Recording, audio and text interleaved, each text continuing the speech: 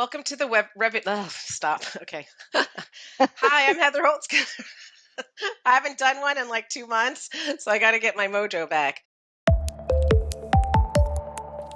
Welcome. I'm Heather Holst-Knudsen, the CEO of H2K Labs and our newly launched Revenue Room Connect. And today I am delighted to introduce our latest Revenue Room podcast guest, Anne Lafère, who is the Chief Executive Officer of Easyfairs. Anne was appointed as Chief Executive Officer of Easyfairs on September 1st, 2022, and she joined actually in 1998, so you've been there for quite some time.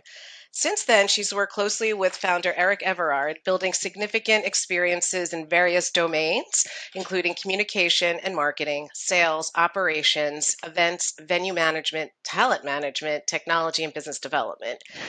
Phew. She led the You name it, integration. you have it. That's a lot. That's a lot. Multi-discipline. She led the integration of major acquisitions in Europe and became managing director of the Belgian entity in 2010. With the restructuring of the group, Lafère was appointed Group Chief Operating Officer in January 2014. In this role, she developed the Easyfairs ecosystem with a centralized technology backbone and tools, industrialized processes, and training programs for all functions and departments. Alongside process efficiencies and the reduction of the operational costs, this approach has allowed Easyfairs to reproduce success across all regions and many vertical markets. And I actually, before I got on this podcast, I read your 2003, 2004 results, which were extraordinary. Shooting up revenue, improving EBITDA, keeping operational efficiency to like a premium. Lafère created the Easyfairs Academy, offering all employees the opportunity to develop their full potential through blended learning. She also established the group's digital and data intelligence roadmap with the development of strong digital products such as EasyGo. These now account for 10% of Easyfairs revenue. So welcome to the Revenue Room, Anne, and we're delighted to have you today. I'm delighted to be with you. Did I miss anything in your background? Sorry? Did I miss anything in terms of your... No. I'm part of the furniture. Huh? Indeed, 26 years within the same company, but I would say the same energy since the first day. I really love the industry.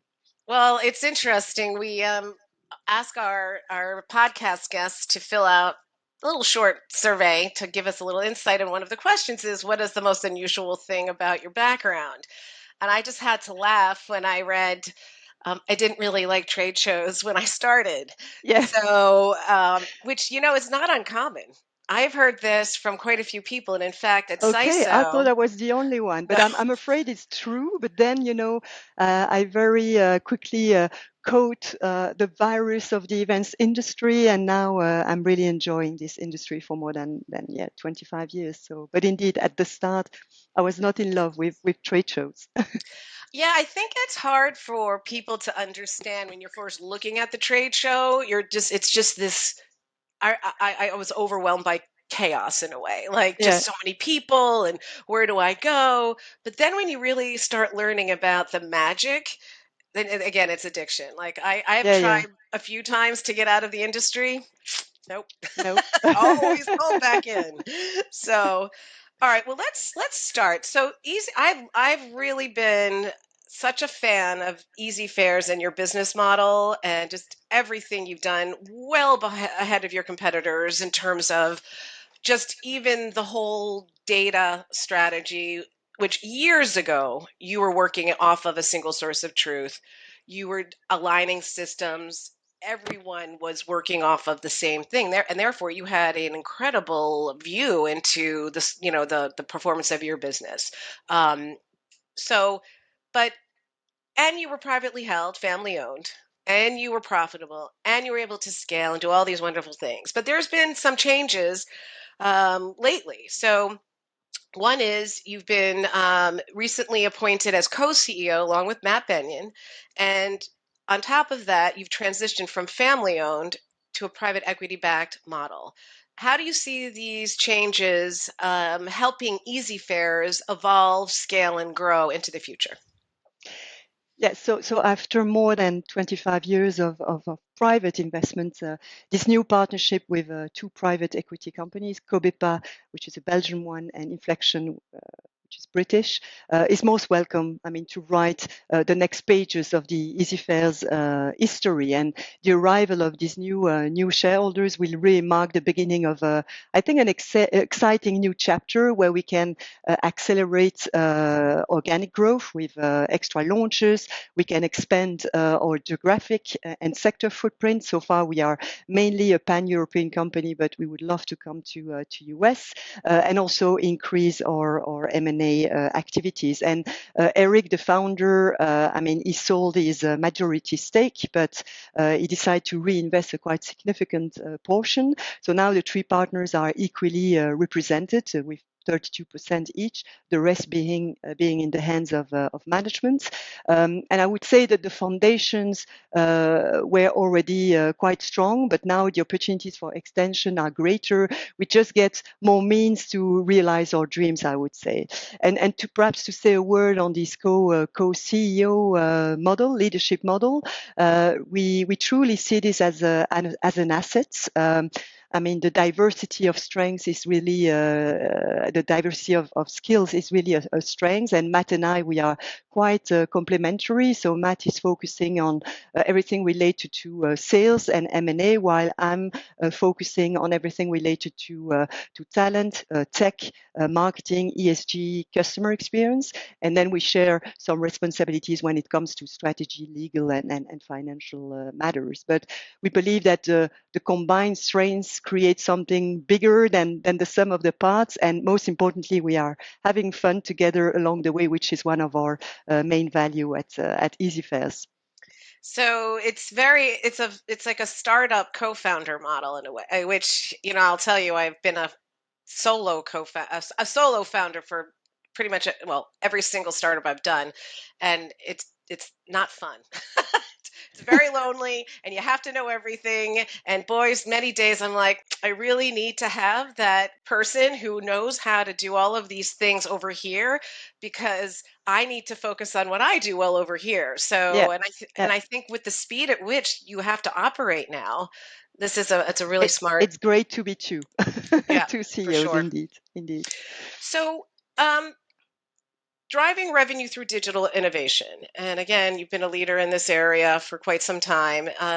But this is under your purview, right? This is something that, because it's customer experience related, and you are focused on the 365 experience model, which everyone talks about that and says it, but I'd love to dive into how you're actually doing it.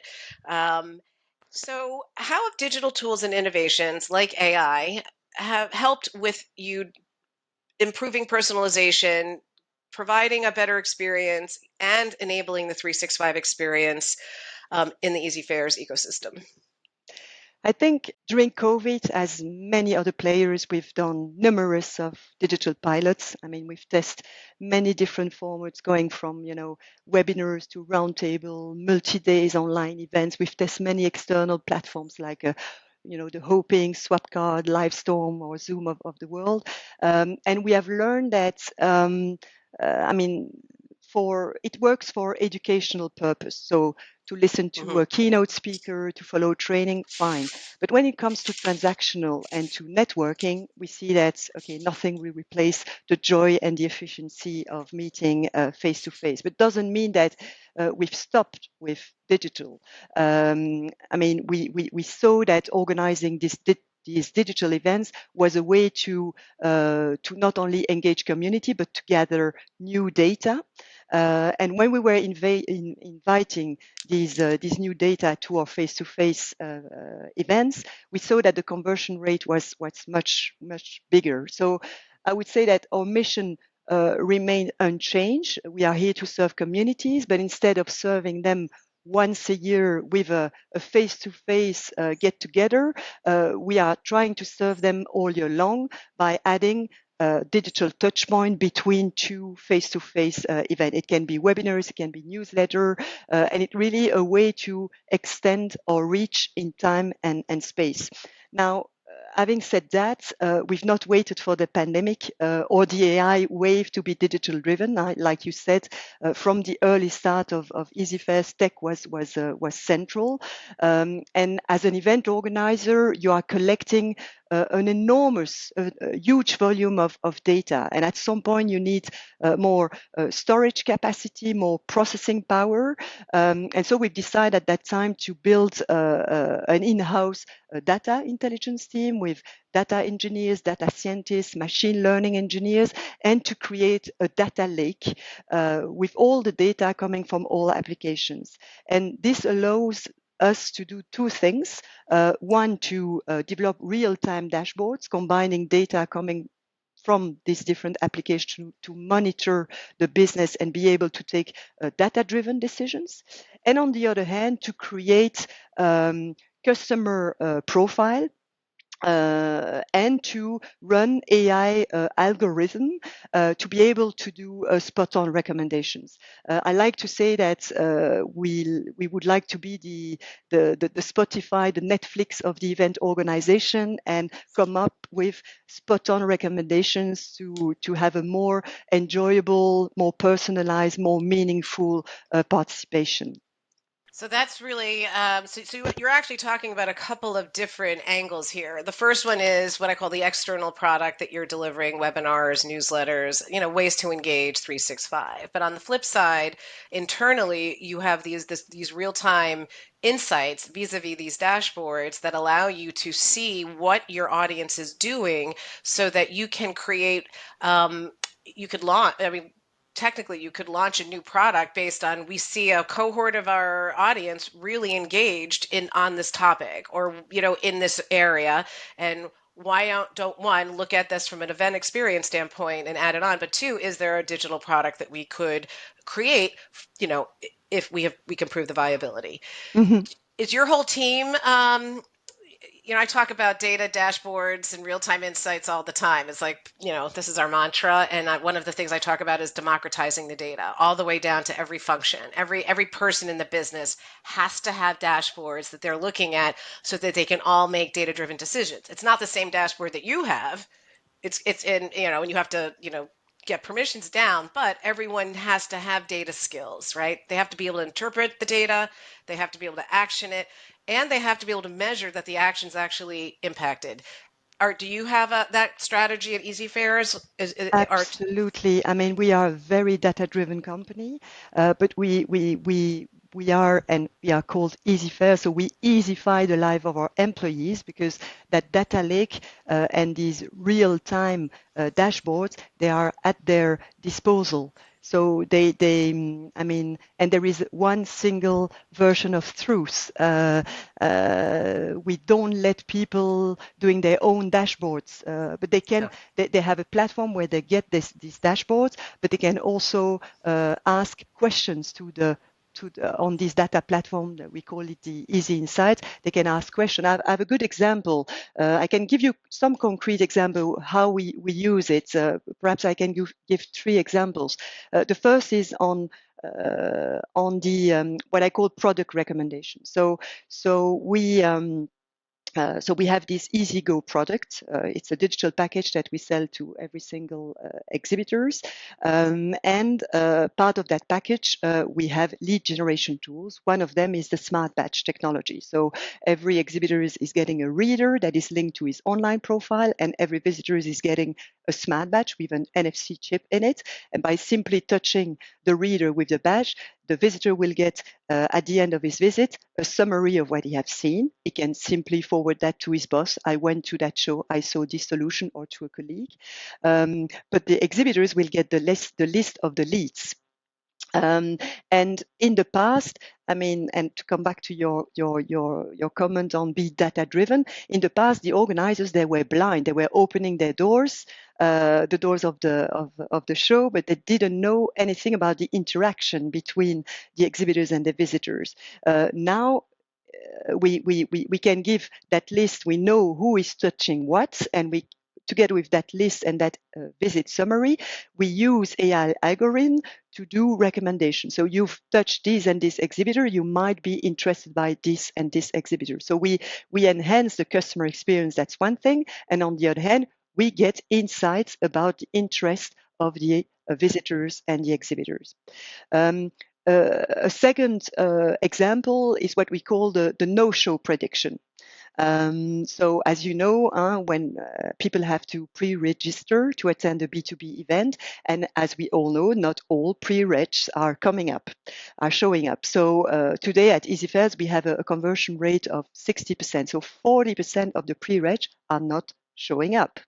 So thanks to the registration data and our data lake, we've built a no-show prediction model. So we can predict quite accurately who might not show up. And according to this deep learning algorithm that we have trained on using our 15 years of registration data, we can detect them and act on it to effectively increase our conversion rate. But this type of data, we give that to the team and they can really work with it and do something with it. A third example that is really easifying the life of our people is what we call the easy summary. So we love to listen to the voice of the customer, but we don't want to bother them, with these never-ending surveys. So we send in a fully automated way what we call the 60-second feedback, where we ask two questions: how satisfied they are with the show, and would they recommend that event to other colleagues or friends. So we ask them a score, but we ask them also the reason why they give that score. And then we use LLMs to translate and classify all this feedback. And so the head of event, he will get a very nice summary of all the negative and positive points in a one pager, instead of reading, the hundreds of comments of visitors or exhibitors.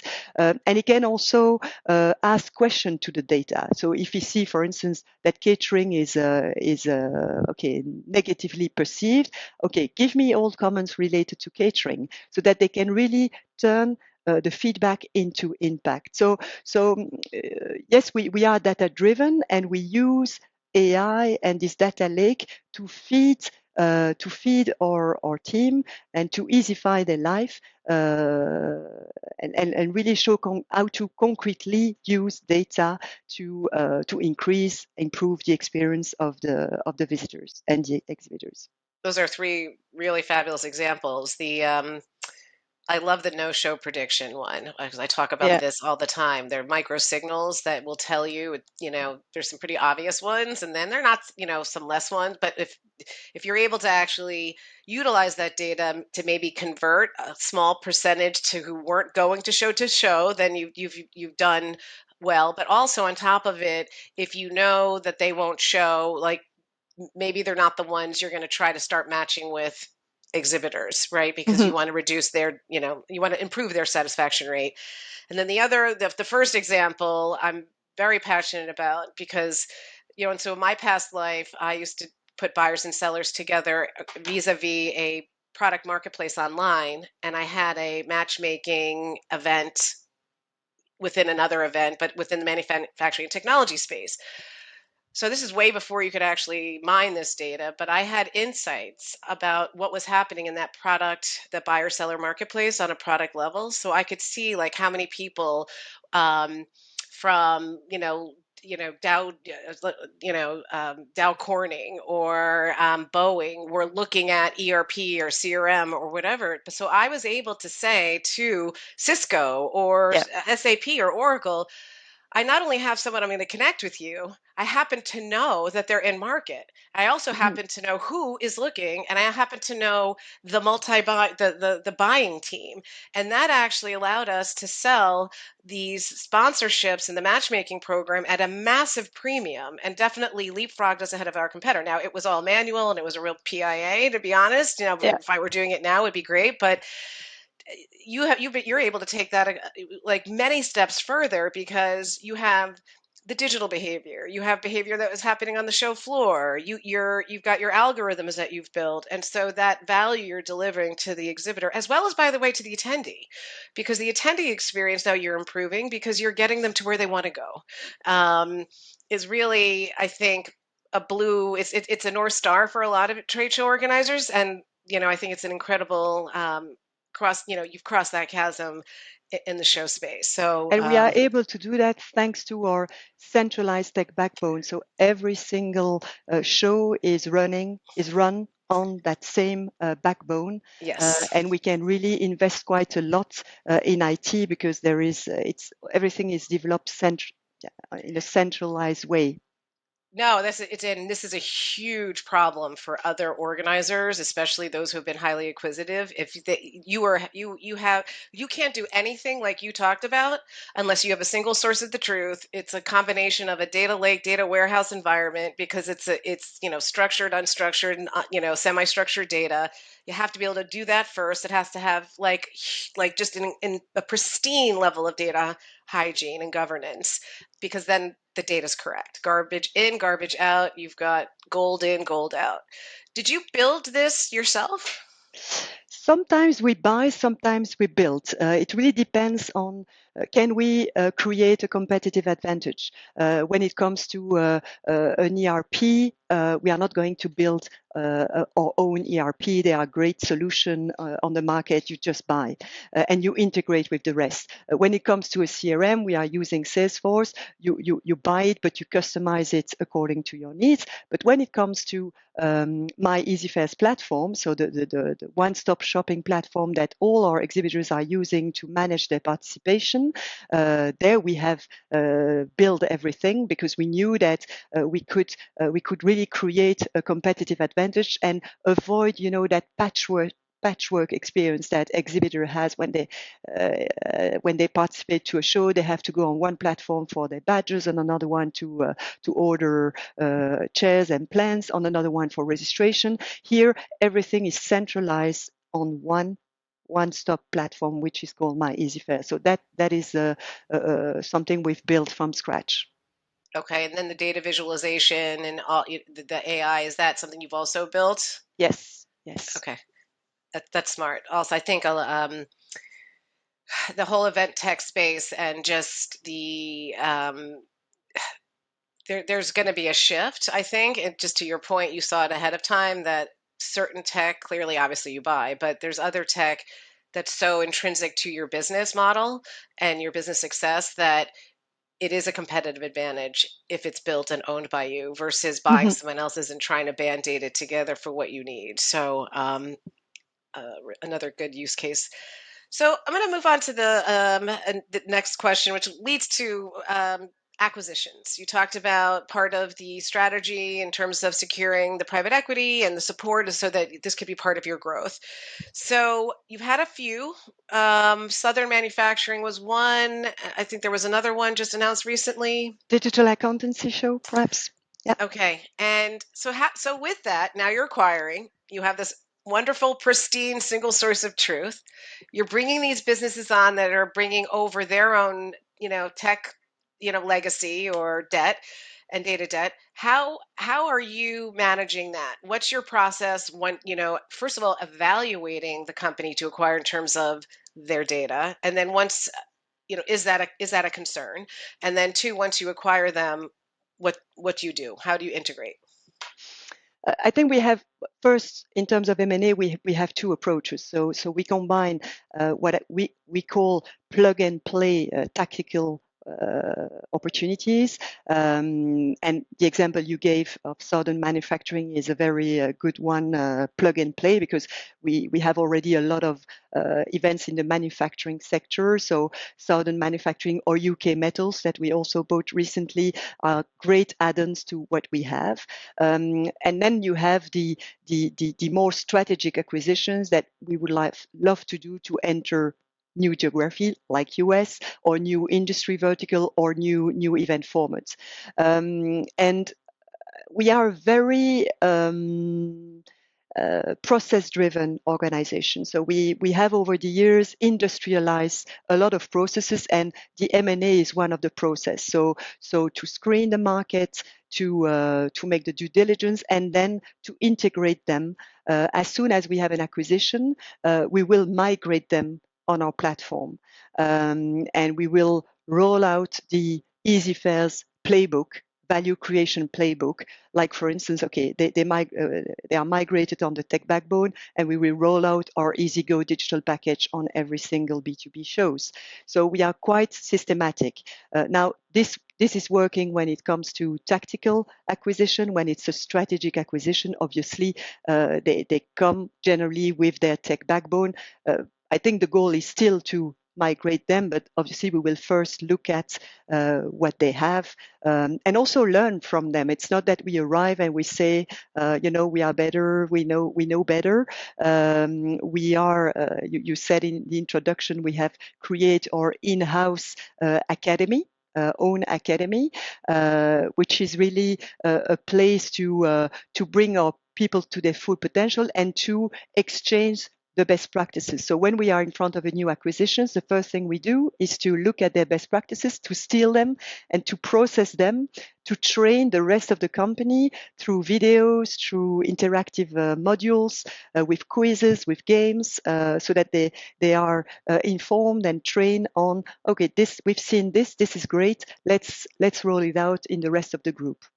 You're in charge of the talent, not only the acquisition but the training. So you just talked about it. Do you use data in terms of trying to ascertain the ability of team members, new ones, for example, or ones that have been there for a long time, and that you need to transition over to a more data-driven role to see if the talent strategy is working, the professional development? I might shock you, but for me, HR management is data management. So we use a framework based on 7 dimensions, of which you have the competence, the talent, the risk of attrition, the how this person is paid. So we are using this framework to heat map the whole organization, so that at the end, I'm getting as a CEO, and each leader is getting that for his team, is getting a team scan with the heat map. And some people are green, some people are red, some people are amber. But you can be red because you are, okay, not performing well, and you might need training. But you can be red because you are a super good performer, but you are not well paid, and there is a high risk of attrition. So the red does not mean you are not good. The red means the organization need to take an action. And so I have a full heat map of the 900 employees of Easyfairs. And we have that also the other way around. So we have what we call the manager scan, where the team members will evaluate their managers according to 4 leadership principles, being set objectives, give recognition, give feedback, and give support. And the manager will get a 1-pager dashboard giving him also the NPS as a manager. Would my people, my team member, recommend me as a good manager? And so we are.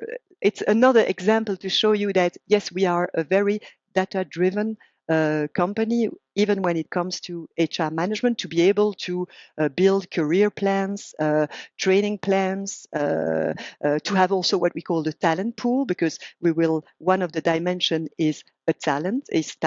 So who are the rising stars within the organization, for which within 6 months, maximum 12 months, we need to give them a new role. So this is really a huge set of data that I'm using very often. So this is fascinating to me. I'll tell you, I one of my, again, I'm very focused on the revenue function, and so I always have 3 things. Like, if you're blaming sales for not hitting quota, you've got a problem in your company, because it's at the end of the day, of course, you'll have a certain percent of your sales team that may just not be right for the role, but most of the time it may be that they haven't been trained correctly, or it's a one-stop shop of training, and that person needs this type of training where that person needs that. The second is, you might have multiple products to sell or industries to sell, but they're in the wrong sector and you're not using data. Like, you might have a transactional sale, but yet you've put someone who's a very good consultative enterprise salesperson in that role, like be able to move them. And then there's also the data that I talk about, which is monitoring attrition risk. And for me, and now you've given me a ton of ideas, but I always said you can absolutely predict if a salesperson is going to leave 6 months ahead of time. Absolutely. 100%. You I should cannot agree never. more. And you need to be watching this because one, if it's a really good person, you don't want them to, and if you know 6 months prior, there you have time. When you get to three, they're done. They're like, so, um, but it's based on, I had it based on behaviors. But I think actually what you're saying is like behaviors are clear, but once the behaviors start, it may already be too late. You're actually saying I'm getting it well before the behaviors start that someone's going to leave. We are very predictive. So this is like you could make a company out of this. This is genius. So, and I won't tell Easyfairs that you said that, or I said that. That's a bad recommendation. Don't do that. So okay, wow, I love that. Is such an amazing use case. What is your attrition? Your retention rate on employees? So we are at 13% turnover, which is quite low compared to the rest of the industry. Absolutely. And we do, as we have the 60-second feedback with our customer, we have what we call the Easy Pulse that we send 2-3 times a year with just, would you recommend Easyfairs to other people? And our ENPS is at 40, which is Wow, also quite nice. that's excellent. Excellent. So you've been at Easyfairs for almost 3 decades. As you said, you're a piece of the lovely furniture that makes this great environment, both for customers and for employees. But you've been in many different roles. If you had to look at your career trajectory, what were some of the smartest things you did in terms of growing your expertise and your skill sets? Because again, it seems like you dove into so many different functional areas.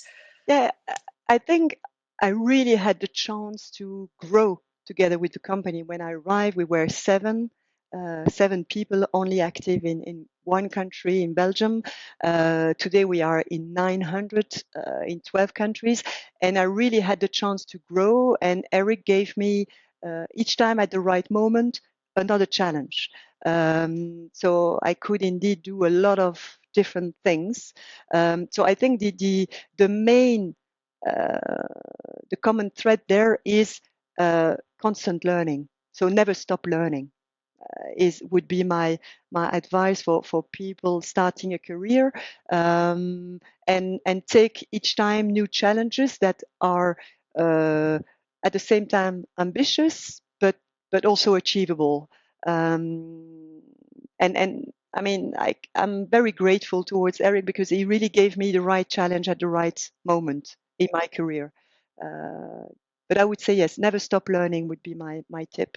Terrific. I agree, especially now. Yeah. I tell my husband all the time, I cannot get over how much I'm learning, even at this age. But I'm like, I don't have a choice. Like, there's so much change out there, and if I want to be of any use to anybody, I have to keep that learning going.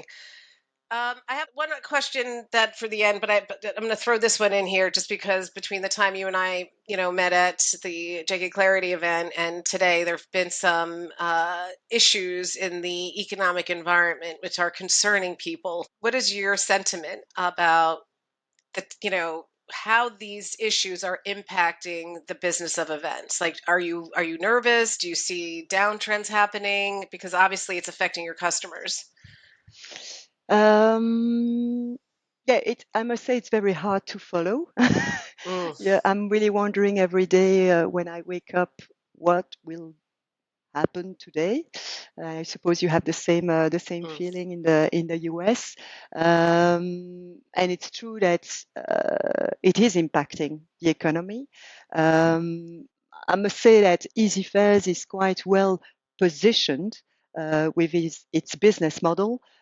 We have, I mean, a lot of our show are based on an all-in model, which is a formula that is easy affordable, much more sales oriented than marketing oriented.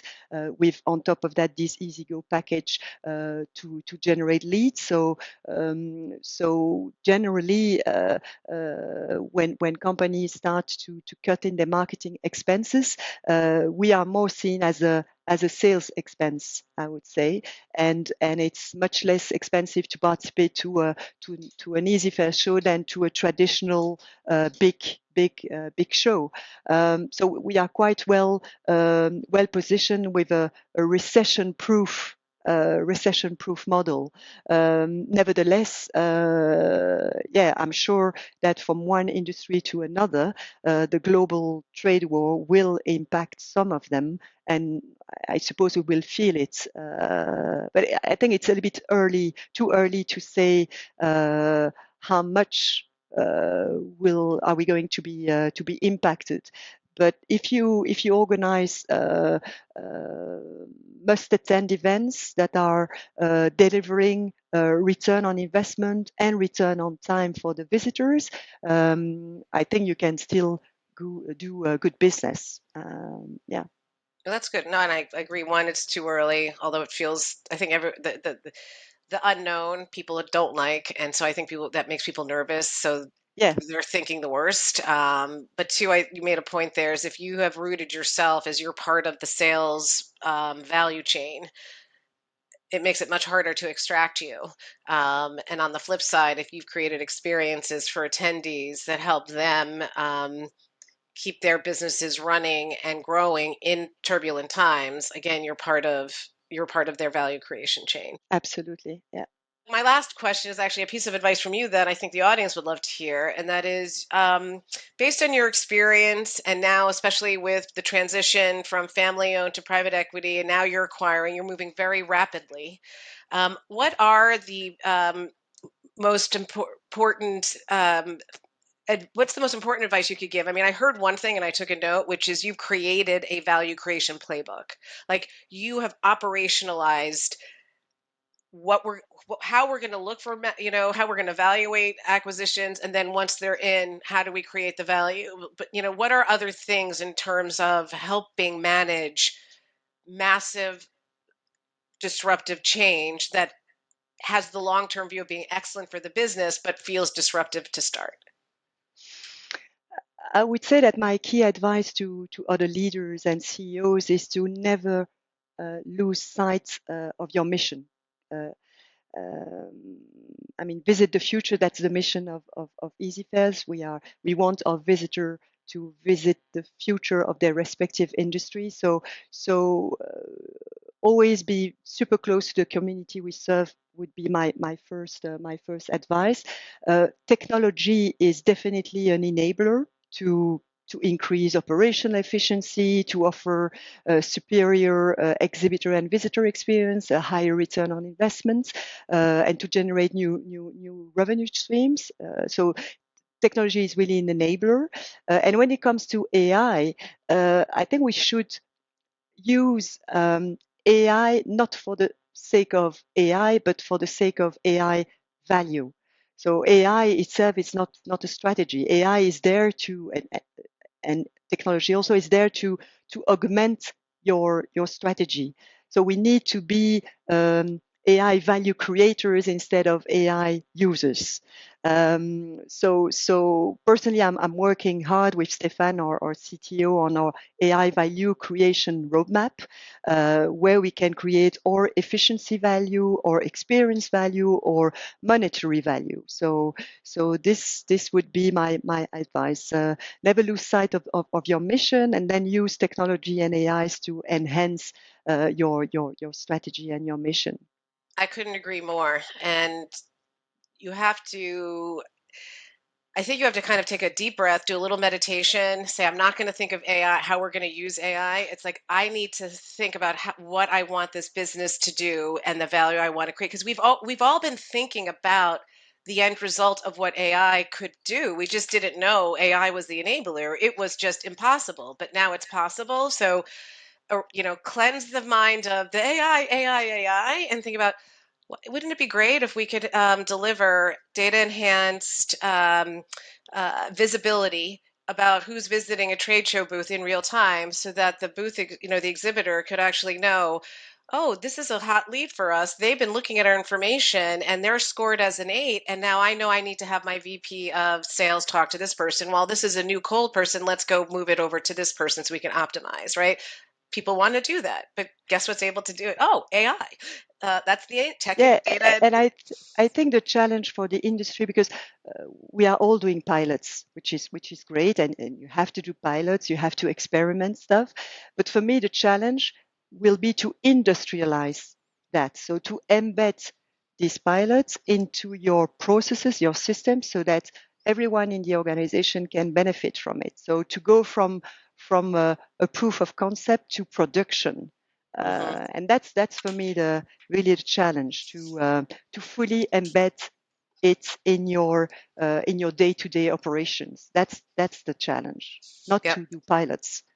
I Yeah, got it. No, well, we did a pilot at Revved Up this year. It was an AI, enhanced AI chatbot we called Clara, and I would say she was a little naughty, but she worked. It wasn't just about where's the bathroom. It was the matchmaking and stuff. But you're right. Like I was sitting there, I'm like, it was nice to pilot it, but we've got to make it really work now. Like it has to be an actual. We have to operationalize this because there's a lot of power there. So now how do we take it to the next step and yeah. actually embed it into our experience? All right, last question, and then I will bid you adieu. And that is, well, I have two. We call it rapid fire. It's just they're more fun. And I would say, well, the first one is, what is the most interesting or unusual place you've ever traveled to? Oof, unusual place. I just went to Pompeii, near Napoli. It was amazing to see how advanced they were. I think they were more advanced than a lot of cities in today's world. Mhm. So yeah, I found it quite unusual. That's on my bucket list. I've heard fabulous things about Pompeii. And then, what is the best book you've ever read? And it may have been in French, but Oh, that's difficult. Best ever book. Um, hmm. Yeah, I'm reading right now La Chose Humaine. It's in French. Sorry, it will not ring a bell, but I'm at the early start of it. But I'm waiting for tonight to continue it. I know which book can I give you that everyone knows? Yeah, perhaps the Anne Frank, the book of Anne uh, Frank, yeah.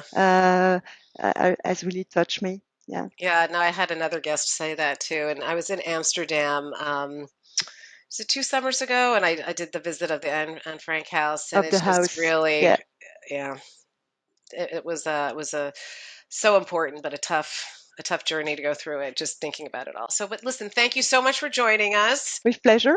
and we hope to see you soon. Thank you.